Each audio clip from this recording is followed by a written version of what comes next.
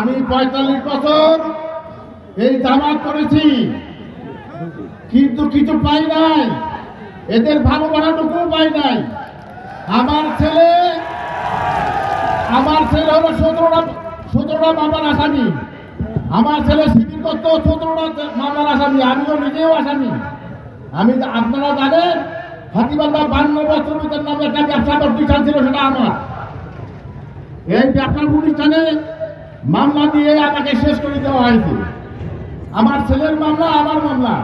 জামাত কোনো সহযোগিতা করে নাই। ৫ই আগস্টের পরে যখন দেশ স্বাধীন হইল, দেখো আমি প্রথম সারিতে মিছিল করেছি, আপনারা দেখেছেন।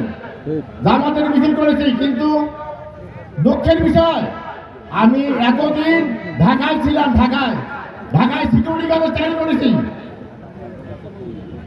কিন্তু সৎকর্ম করতেই হবে আমাকে পেটের ক্ষুধা মেটাতে হবে।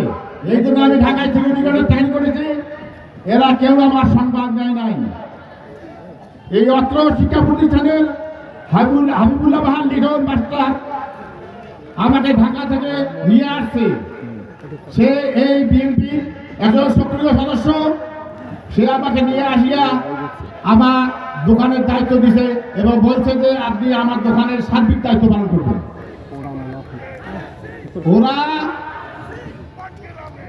আমি আমার শিবির করাকালীন সময় শুনতেছি ওরা কোরআনের আইন দায়ী করবে, শোনেন নাই আপনারা?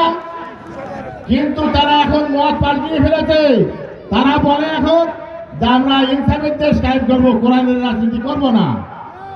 এইটা কি ঠিক না ব্যাঠিক? যদি ব্যাঠিক হয়ে থাকে আপনারা ধানের শীষের পক্ষে, রাজীব প্রধানের পক্ষে, তারিক জিয়ার পক্ষে ভোট দিবেন তো ইনশাল্লাহ? মার্কা আছে রে, কোন যে মার্কা?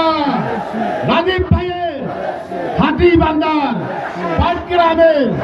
সবাইকে ধন্যবাদ জানিয়ে শেষ করছি। আসসালামু আলাইকুম ওয়া রাহমাতুল্লাহি ওয়া বারাকাতুহু।